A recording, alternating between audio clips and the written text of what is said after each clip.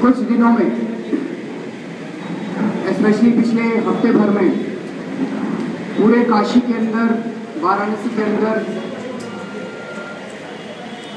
आम आदमी पार्टी के पक्ष में इतना जबरदस्त माहौल बनता जा रहा है और अब धीरे धीरे ये साफ होता जा रहा है कि नरेंद्र मोदी जी वाराणसी से चुनाव हार रहे हैं। इस बौखलाहट को बीजेपी के लोग बर्दाश्त नहीं कर पा रहे। बीजेपी के लोग बुरी तरह से बौखला गए हैं। इसी वजह से बीजेपी के गुंडे अब एक के बाद एक हमलों पे उतर आए हैं। पहले शुरू में कुछ हमले हुए जो मुझ पे हुए, लेकिन मैं अपनी चिंता नहीं करता। मुझ पे अंडे फेंके गए, मुझ पे काली स्याही फेंकी गई, मुझ पे बोतलें फेंकी गई, मुझ पे पत्थर फेंके गए, लेकिन मैं अपनी चिंता नहीं करता। लेकिन पिछले कुछ दिनों में बीजेपी के गुंडों ने आम जनता के ऊपर हमले करना चालू कर दिया। जैसे कल कुछ लोग 80 घाट के ऊपर आम आदमी पार्टी की टोपी पहने हुए थे, जनता से बातचीत कर रहे थे, उनको पूरी तरह से पीटा गया। यूपी कॉलेज के सामने कई सारे लोग टोपी पहन के घूम रहे थे, उनकी जबरदस्ती टोपियां छीनी गई। ऑटो वाले, कई लोगों ने बताया, ऑटो वालों ने, कि जब वो पोस्टर चिपकाते हैं अपना पीछे तो उनके पोस्टर फाड़ दिए जाते हैं, और उनको धमकाया जाता है ऑटो वालों को। कल एक सभा के बाद कुर्सियां तोड़ दी गई, कुर्सियों में आग लगा दी गई। ये जितनी आज खबरें छपी हैं अखबारों के अंदर, पैम्फलेट बांट रहे हैं लोग, उनसे पैम्फलेट छीने जा रहे हैं और एक दहशत का माहौल पूरी काशी के अंदर बनाने की कोशिश की जा रही है। अपनी बात को रखने का हमारे देश में, हमारे संविधान में सबको अधिकार है, काशी की जनता को अधिकार है। आप लोग अलग अलग राजनीतिक विचारधाराओं से हो सकते हैं, हम लोगों में असहमति हो सकती है, लेकिन इसका ये मतलब नहीं है कि हम लोग हिंसा पे उतरेंगे। काशी की संस्कृति नहीं रही है कि हिंसा की जाए। काशी की संस्कृति है, खूब वाद विवाद होते हैं, खूब चर्चाएं होती हैं, लेकिन हमला नहीं करते काशी के लोग। तो ये कौन लोग हैं जो इतने हमले कर रहे हैं? ये सब बीजेपी के गुंडे हैं जो अब एक दहशत का माहौल बनाना चाहते हैं। तो मैं तो पूरी जनता के बीच में खूब घूम रहा हूँ, आप लोग देख रहे हैं।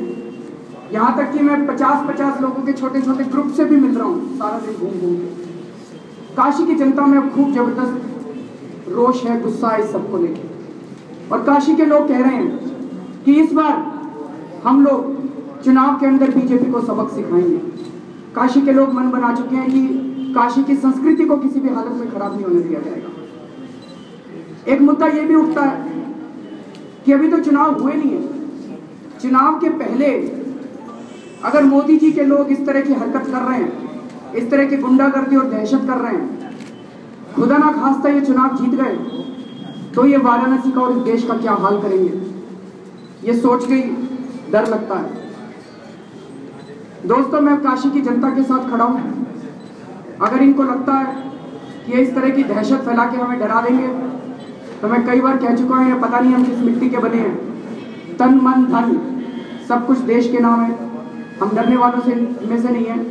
और अंतिम समय तक काशी की संस्कृति को बचाने के लिए और काशी के लोगों के साथ मैं यहाँ पे खड़ा हूँ, हम डरने वाले लोगों से नहीं। और मैं ये भी कहना चाहता हूँ, हम लोग इलेक्शन कमीशन से हमने दरख्वास्त की थी, आज प्रशांत भूषण जी फिर से मिलने जा रहे हैं। जब गांव-गांव में हम लोग घूम रहे हैं, सेवापुरी, रोहनिया, वहां भी लोगों के मन में ये डर है कि क्या चुनाव वाले दिन उनको चुनाव वोटिंग डालने दी जाएगी।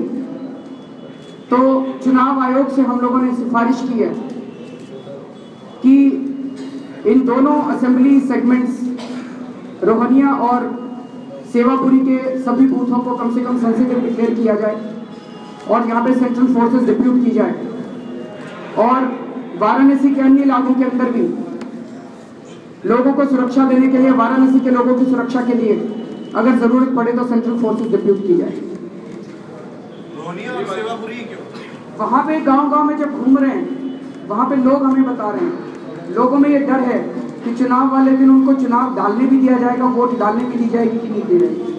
उस फीडबैक के मतलब जो लोग बता रहे हैं वो पुराने अपने एक्सपीरियंसेस के तौर पे बता रहे हैं। क्या वजह है कि सिर्फ आप ही के कार्यकर्ताओं से लड़ाई हो रही है और आरोप आप लगा रहे हैं कि सिर्फ बीजेपी के लोग लगा रहे हैं, हमले कर रहे हैं? ये क्या मतलब पुलिस तो अभी किसी नतीजे पर पहुंची नहीं है, ये भी राजनीति है क्या? सर आप लोग नतीजे पे पहुंच गए तो आप लोग भी बता रहे हैं। ना इसमें ये वाली सारी इंडिपेंडेंट रिपोर्ट्स हैं, मीडिया भी जानता है, सब लोग सच्चाई जानते हैं कि कौन लोग हैं जो ये कर रहे हैं। केजरीवाल जी, आपने अपनी लड़ाई शुरू की थी लोकपाल को लाने के लिए और आपका सीधा जो फाइट हो रहा था वो कांग्रेस से हुआ।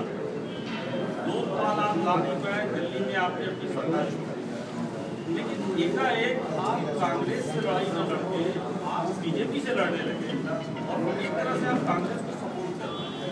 लेकिन ये चीज एक ऐसे यक्ष प्रश्न के रूप में के बीच में आप ये नहीं समझ पा रहा कि आपकी लड़ाई वाकई है किससे? हमारी पहली बात तो लड़ाई भ्रष्टाचार और महंगाई से है और कांग्रेस और बीजेपी दोनों उसका हिस्सा है। मैं आपको फिर से याद दिला दूं, अमेठी से कुमार विश्वास चुनाव लड़ रहे हैं। कुमार विश्वास आम आदमी पार्टी के सबसे बड़े नेता हैं। अमेठी से राहुल गांधी जी को सीधे टक्कर देने के लिए कुमार विश्वास वहां गए हैं। पिछले 4 महीने से चुनाव लड़ रहे हैं।